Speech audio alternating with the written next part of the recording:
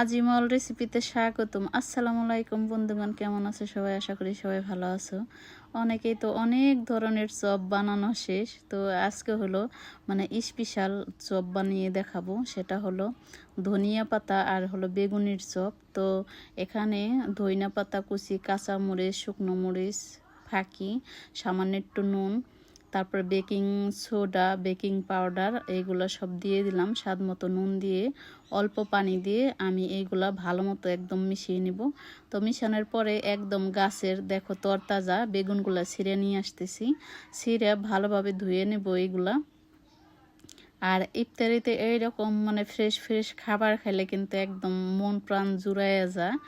তো এই যে দেখো বেটারটা কীরকমভাবে গুলাইছি, একদম বেশি পাতলাও না বেশি ঘনও না, তো ওই অবস্থায় দিয়ে দিছি। আর বেকিং সোডা পাউডার যাই বলো, এই দুই ধরনের ইটা দিলে কি হয়, অনেকক্ষণ মশমশা থাকে, বেগুনিটা লেটায়া যায় না। তো এইরকম করে সবগুলো ভাইজে নিলাম আমি। আর এখন হলো ধইনা পাতাগুলো আগে থেকে আমি ধুয়ে পরিষ্কার করে রাখছিলাম, সেইগুলো দিয়ে দিলাম।